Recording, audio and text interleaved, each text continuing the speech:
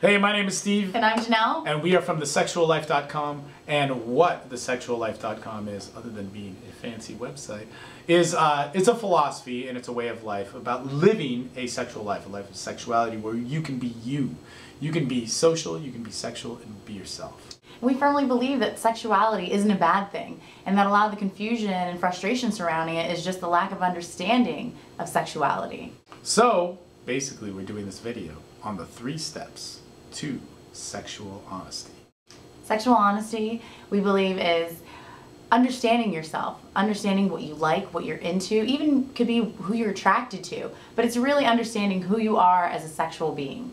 And why we're making this video is basically because of this. Look, I have tons of clients over the years that have come to me with all sorts of problems about frustration, and even friends too. You know, and it's one of the worst things where you get caught in this kind of like circle or cycle where you could be single, you could be dating somebody, you could be living a lifestyle which you thought you really wanted, or even you can be married and living a life of sexuality that you don't like, or thinking that you're incapable of, or don't deserve. And also, I mean, it's not just guys that it affects too. Women too. I mean, a lot of times women's sexuality is just shamed. And so many women who feel like they don't have sexuality or can't achieve an orgasm or just think that they're just not sexual beings whatsoever. So one of the things is when you're in that mode of where you think you're like not deserved of sexuality or not a sexual being or you're incapable of it, is we have to go back to the basics. We have to go back to what we like. We have to look at who we are, and that's what sexual honesty is, and learning to enjoy it, and that's what these 3 steps are about. So where these three steps come from is from a way of teaching that we've seen work time and time again. You can go to thesexuallife.com, check it out, look at the services we offer. They speak for themselves, they're badass, they kick ass, and it's for all ranges of people.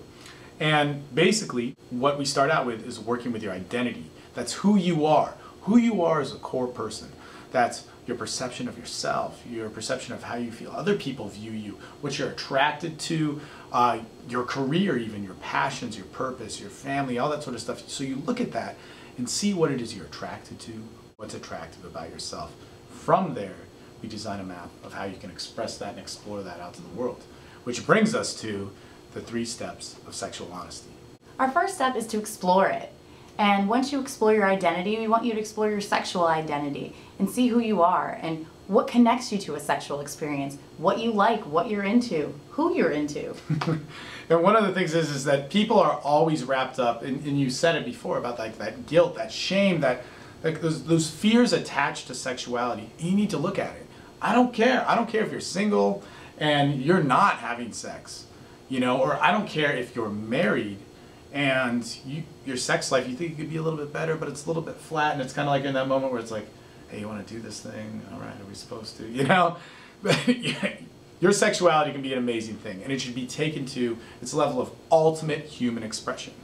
All right? So exploring it is a huge thing. However, sometimes when you explore it, you write things down, you express it to other people, you get kind of afraid of it. You're kind of ashamed of it. You get kind of like, oh man, I'm really into this stuff. I'm really into like domination, or you know, maybe I'm too into porn, or what's another thing? I'm too into exhibitionist. Yeah, right. Man, I don't like that. So that brings us to the 2nd step.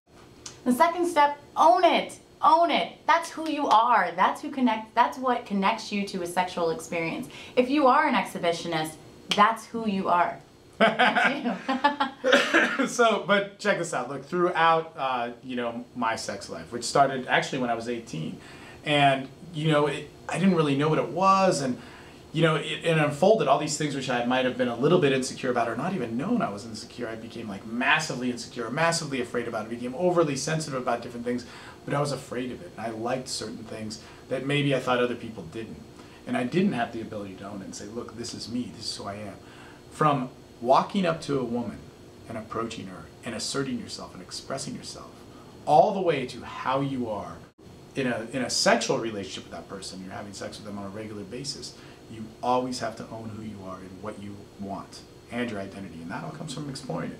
But all that stuff is pointless if you're not doing number 3, and that is share it.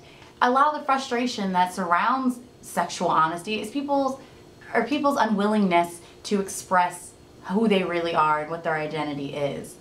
Well, we're all sexual beings, you know. And I am. But check this out, where our frustration comes, just like you had said, and where that built-up anger comes from not being able to share it with somebody. Now, sharing it, that doesn't mean that you have to be having sex.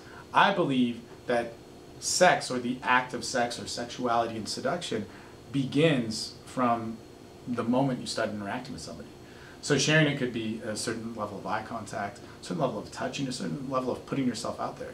You know, you're going to put out there, you're going to get what you put out there. And if you're putting out there a false sense of self, if you're putting out there a sexuality which hasn't been explored, or one that you're not proud of, your sharing of it is going to be like diluted and even come back to you in like in volatile ways, and then you think that's you and it gets all fucked up. Complete unhealthy sexual experience. So check this out. We're from thesexuallife.com. Check it out. Awesome stuff. Basically, it is there that through your sexuality, through being yourself, through being social, through being sexual, through being you, you can have a massive life exploration and change. And if you believe what we're talking about, and you believe that you want to come on this journey and explore your sexual life, go to sexuallife.com.